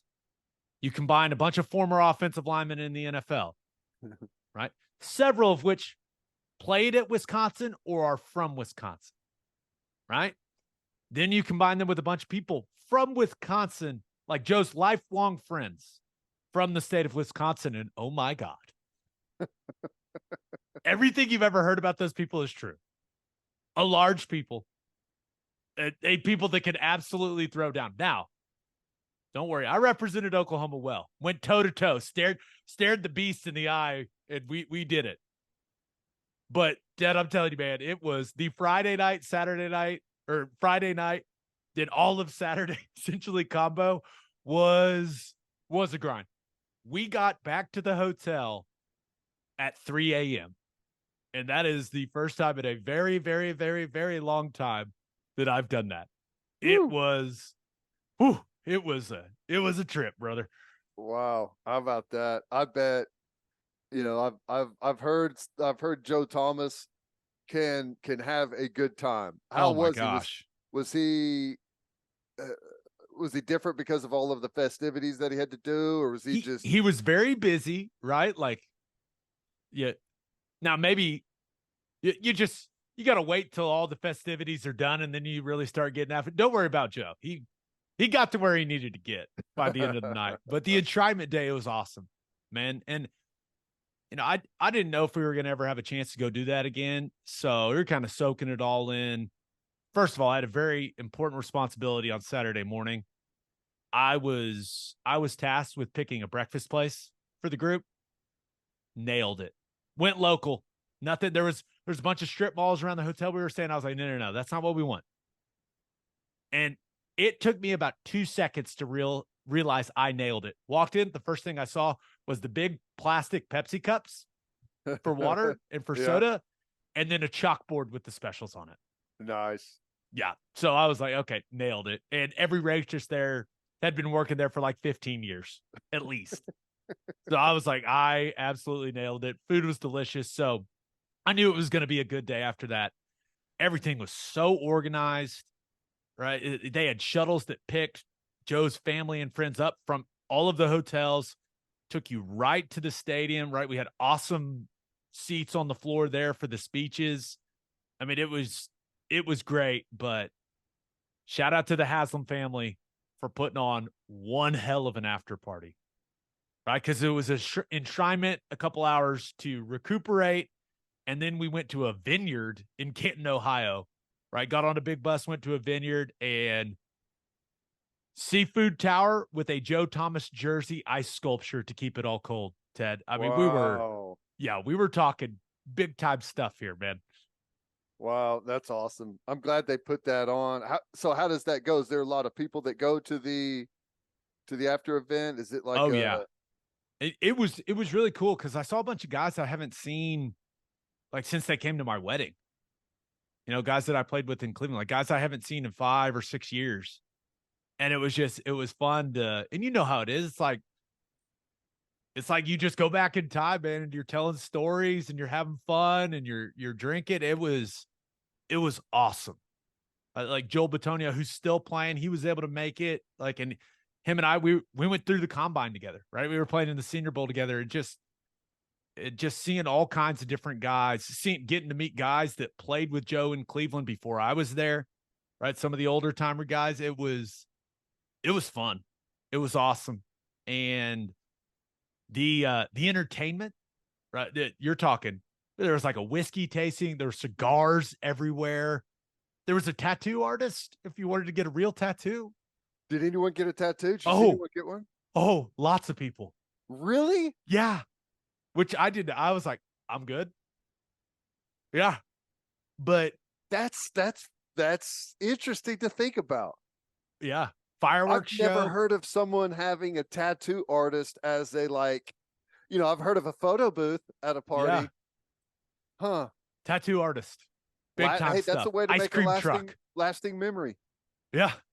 I mean, Tyler Hubbard performed, right? Most people know him. He's one half of Florida Georgia Line. He's gone solo. Played for like 30 minutes. It was awesome. And then the DJ took over. And that's when things escalated. There was, and I don't know if this is a Wisconsin thing or what, but at one point, I don't know, maybe 30 guys just shirtless on the dance floor. Just pop the top, jackets off, shirts off. Had a group of guys tie their shirts together, and then they started doing double dutch on the dance floor. Ted, these Wisconsin dudes they were getting after it, bro. It was just a fantastic time. There's usually a ringleader. Could you spot the ringleader? Oh, yeah. There are a couple of his childhood friends. You're like, those are the guys.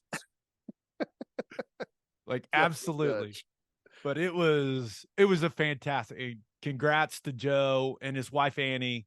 She is spectacular. But it was, you know, we'd been traveling so much that when that trip came up, we were like, oh my gosh, here we go.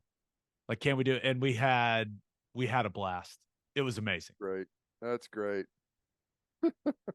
Double dutch. Some great memories. Wow. All right, for my loser of the week, thought about going with the Baltimore Orioles. What in the world? I mean, Kevin Brown, their play-by-play guy, he didn't even say anything wrong. All he did was present the facts. Orioles haven't been good against the Rays. And for them to, I don't know if suspend is the right word, but remove him from the broadcast, like, people are rightfully, absolutely roasting that organization. And the weird thing is, like, the Orioles are good this year. They've got a great team. They're doing well. Why are they doing this, Ted? It makes no sense. I don't know. And maybe there's been something come out about it and they've explained it, but I can't even believe it. I feel like there's got to be something else. Like, we're not getting the full story. That's just because he totally said absolutely zero wrong. I feel like there has to be something else that we don't know about. But if it's true, like, on its face, like, that's what happened, it's one of the dumbest things I've ever seen in my life. It's and it feels like it had to be like ownership's call, right? And that is soft. I can't even explain it. Like, all he did is present the recent history. That's what you do before you play a game.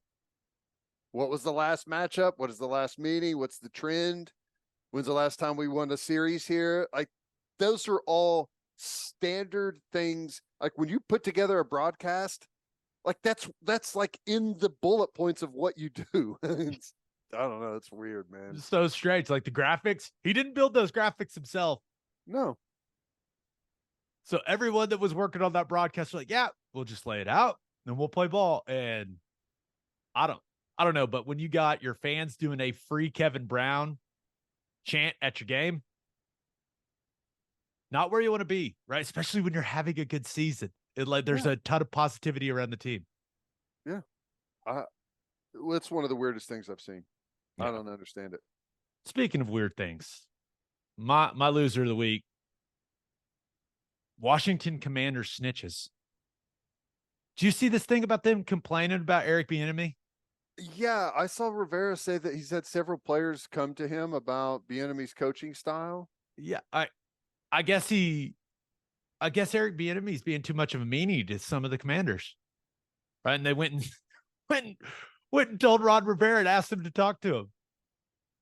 And Rivera came out and said some of the players were, quote, a little concerned with how hard Bieniemy's coaching them.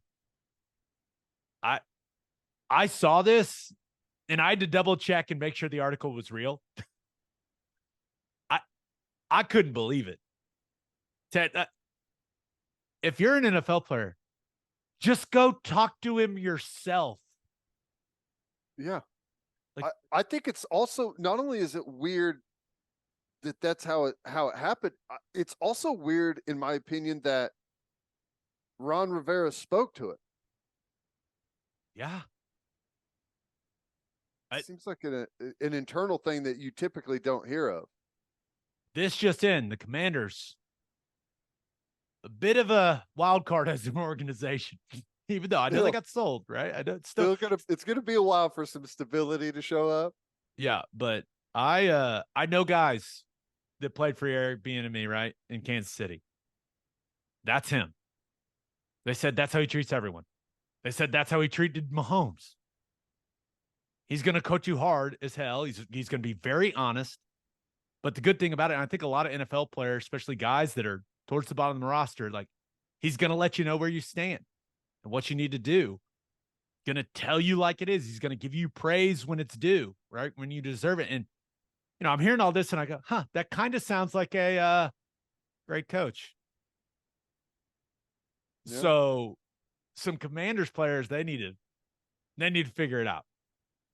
Right? You can still play in the National Football League and get coached hard. In fact, that's usually how the great ones do it. Yeah.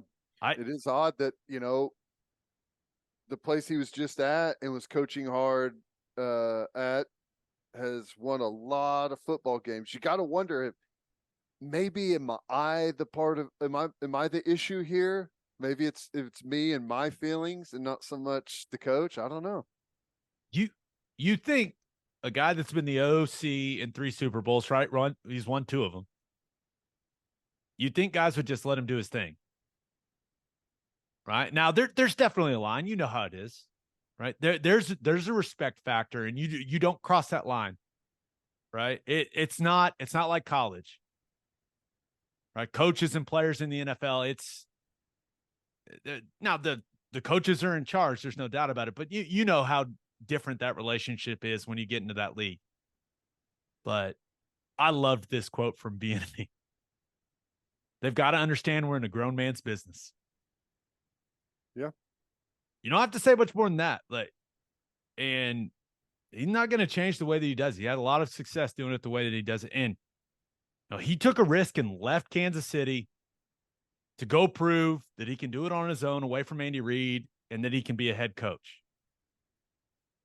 So I was pretty damn surprised that Washington had players complaining about it. That was going behind his back to the head coach to say, hey, coach, get him to be nicer to us. I don't even know if they went to the head coach. Did they go to the media? Because the media is the one that asked the coach about it, right?